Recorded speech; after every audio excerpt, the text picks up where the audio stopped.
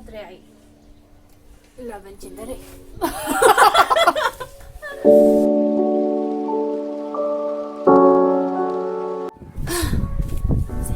at last ꯀꯆꯦꯟ ꯆꯦꯟꯕꯗ ꯁꯤꯗꯣꯔꯦ ꯁꯤ ꯅꯝꯅꯕ ꯍꯣꯠꯅꯕꯗ ꯍꯧꯔꯁꯤꯔꯥ 1 2 3 Hello everyone ꯑꯩꯈꯣꯏ ꯑꯁꯤ ꯑꯃꯨꯛ ꯁ꯭ꯄꯥꯏꯁꯤ ꯅꯨꯗꯜꯁꯀ ꯀꯤꯝꯕꯥꯞꯀ ꯆꯥꯗꯣꯏꯅꯦꯕ ꯑꯗꯣ ꯀꯤꯝꯕꯥꯞꯁꯦ ꯑꯩꯈꯣꯏꯅ ꯁꯥꯕꯅꯦ ꯆꯋꯥꯏ ꯕ꯭ꯂꯦꯛ ꯑꯍꯥꯞꯄꯒ ꯔꯥꯏꯁ ꯁꯤꯅ ꯀꯝꯄꯤꯇꯤꯁꯟꯅꯤ ꯀꯩꯅꯣ ꯁꯤ ꯃꯉꯥ ꯆꯪꯉꯗꯨꯅꯦ ꯁꯤꯅ ꯁ꯭ꯄꯥꯏꯁꯤ ꯅꯨꯗꯜꯁ ꯐ꯭ꯔꯤꯖ ꯇꯧꯔꯕꯅꯦ ꯑꯗꯣ ꯁ꯭ꯄꯥꯏꯁꯤ ꯅꯨꯗꯜꯁꯦ ꯐ꯭ꯔꯤꯖ ꯇꯧꯔꯒ ꯆꯥꯔꯗꯤꯅꯦ ꯍꯦꯟꯅ ꯁꯥꯏꯌꯦꯕꯀꯣ ꯑꯗꯨꯒꯤ ꯐ꯭ꯔꯤꯖ ꯇꯧꯔꯒ ꯆꯥꯔꯗꯤ ꯍꯦꯟꯅꯁꯨ ꯑꯃꯨꯛ ꯀꯩꯅꯣ ꯑꯣꯏꯔꯦꯗꯅ ꯁꯥꯕ ꯍꯦꯜꯂꯤꯗꯅ ꯆꯦ ꯑꯗꯨꯒꯤ ꯏꯁꯤꯡ ꯑꯝꯇ ꯄꯨꯕꯤꯔꯛꯑꯣ ꯁꯤ ꯑꯩꯒꯤꯅꯦ ꯅꯪꯒꯤꯀꯣ ꯁꯤꯅ ꯃꯅꯨꯡ ꯇꯧꯔꯤꯉꯩꯗ ꯆꯥꯕ ꯏꯁꯤꯡ ꯊꯛꯄ ꯌꯥꯅꯗꯕꯤ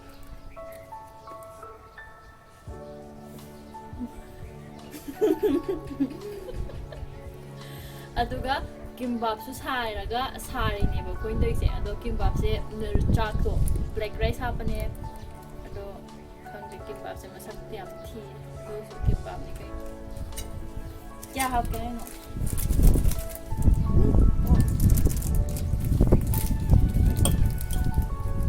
ꯊꯛꯄ ꯌꯥꯗꯦꯀꯣ ꯏꯁꯤꯡ ꯊꯛꯀꯅꯤꯌꯦ ꯍꯧꯗ꯭ꯔꯤꯀꯥꯟꯗ ꯊꯛꯄꯗꯤ ꯌꯥꯏ ꯃꯔꯛꯇ ꯊꯛꯄ ꯌꯥꯔꯣꯏ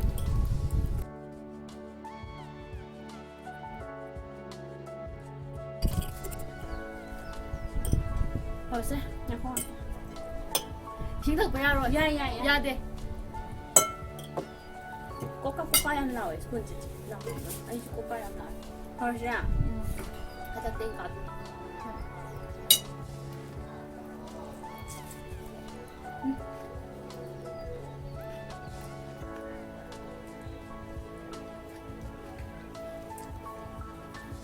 ꯅꯪ ꯍꯧꯖꯤꯛ ꯍꯥꯞꯆꯟꯗꯦꯀꯣ ꯅꯪ ꯍꯥꯞꯈꯤꯕ꯭ꯔꯥ ꯑꯩꯉꯣꯟꯗ ꯍꯥꯞꯇꯦ ꯐꯨꯜꯂꯦ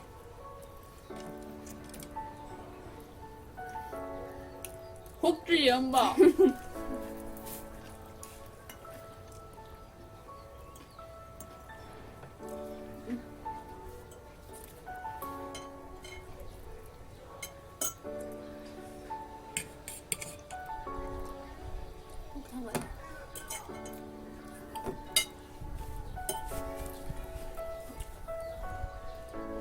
ꯅꯪ ꯍꯥꯞꯄ꯭ꯔꯥ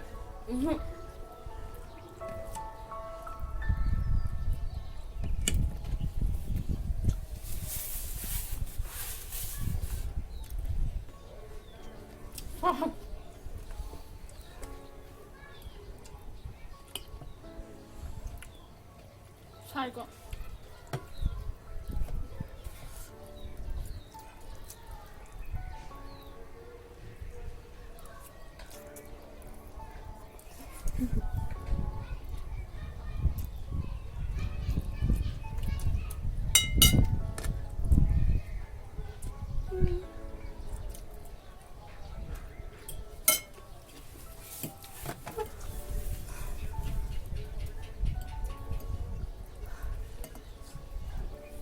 ꯍꯤꯖꯧ ꯁꯥꯐꯝꯅꯦ ꯑꯃꯈꯛꯇ ꯉꯥꯏꯔꯦ ꯅꯪꯗꯤ ꯈꯨꯠꯅ ꯆꯪꯉꯦ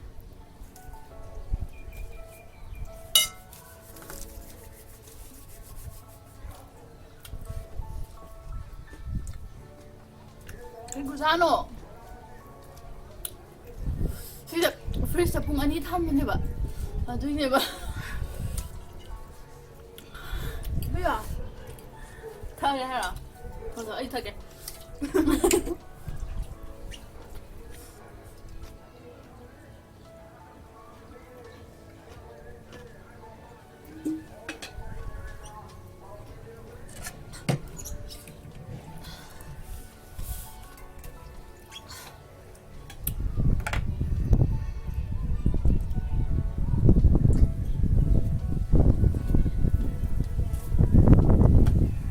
ꯀꯣꯛ ꯉꯥꯎꯔꯦ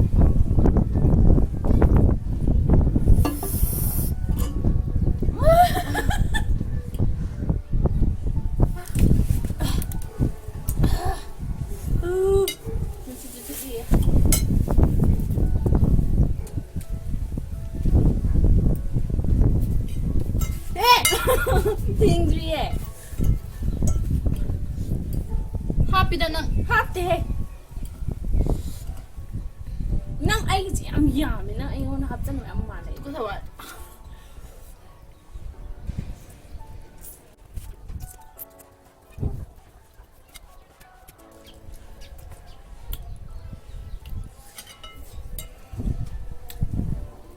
hãy free store ra rồi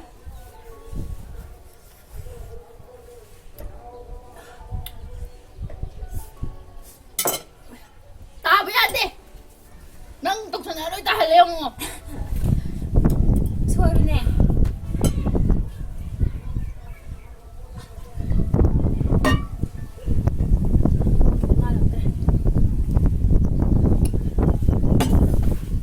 감잡아 좀 감잡아 지는 어홈 냉감들이지 아이가 까도 이 냉감들에서 야 돼.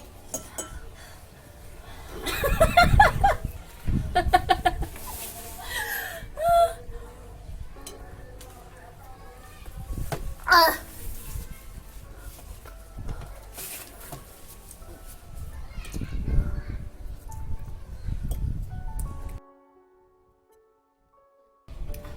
골정들아. 아유. 해야겠고. 녹다비야 ꯍꯣꯏ ꯅꯣꯛꯇꯕꯤ ꯇꯥꯟꯅꯗꯣꯏꯅꯦꯕꯀꯣ ꯑꯩꯅꯁꯨ ꯅꯉꯣꯟꯗ ꯍꯥꯏꯔꯅꯤꯅ ꯑꯗꯣ ꯑꯝꯇ ꯆꯠꯂꯒꯦ ꯆꯥꯎ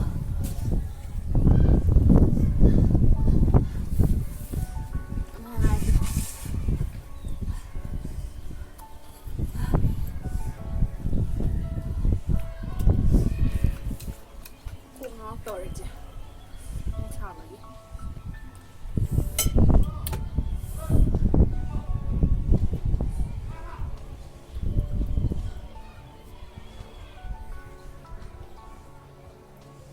힘들어 이게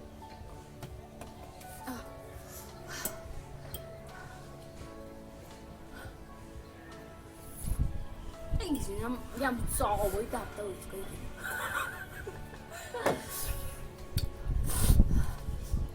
신데레라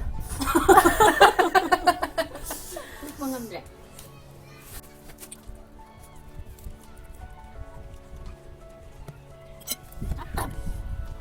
슈퍼맨도 마도 말풀도 암생기도 그기도 좀 딸고이도 슈퍼맨 아 근데 진 mấy người nhỏ à biết mấy người nhỏ mà sao sao được vậy 그기노 봐 mà sao sao vậy 낫대 그기노 뭐 많은 꼴 레이저보다네 말풀도 엑스트라 스몰 레이저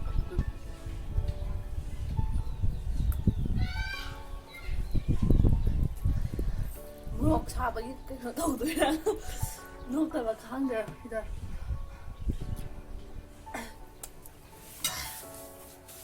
어디 너희들이야 뭐야 이거 나 혼자 막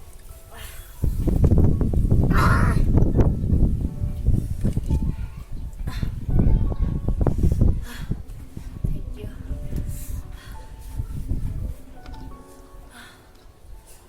이거 말해 너희들 아니 잘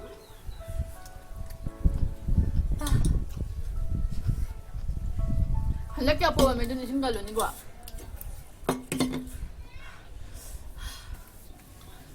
하루 anh hai tôi rồi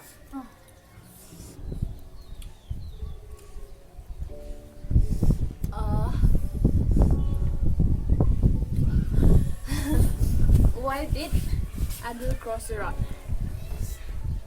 không ra bây giờ why hay bên này why Why? why 마 람비란 그이노 람비란부 람비란 넌 독을 라래 니가 이노 hay rồi à 아 anh ra 응? nâng mày xây ra rồi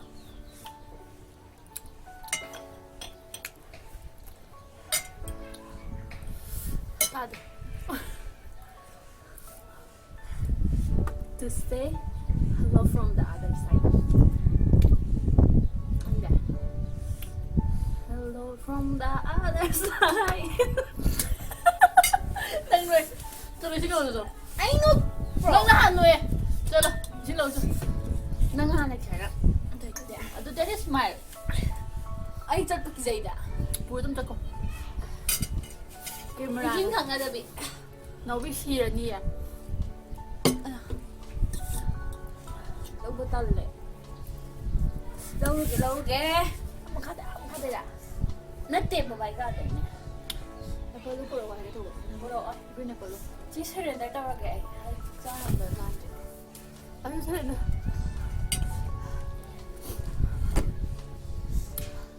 Amoy ah. Amatang ka madi parija. Surrender amatang nga pakain na si. Nahan lady hex hara sa du di ha du di si di freezer thamba yam tha ba ne. Nang khang du di freezer thamba yam sai do. Ay surrender to ay singaw na sa ka maray. Ano di ayu surrender tawar ne. Wala ka naman niya. Surrender tawar. May sakto. Gatre ay. 11 chindare.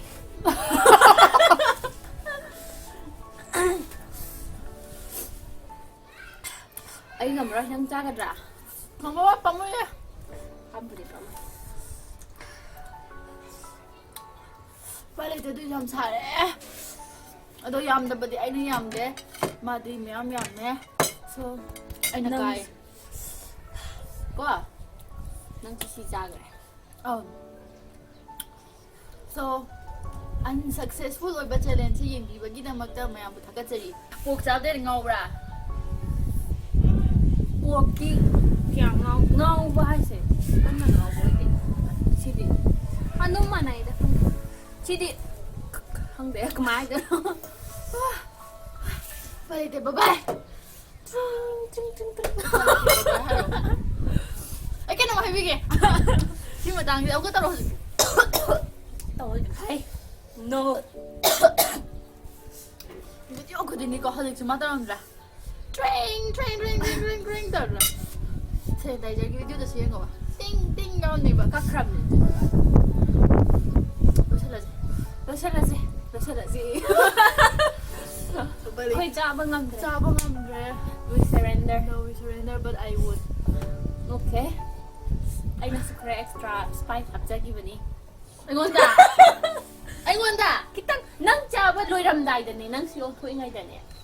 Si ai hi se.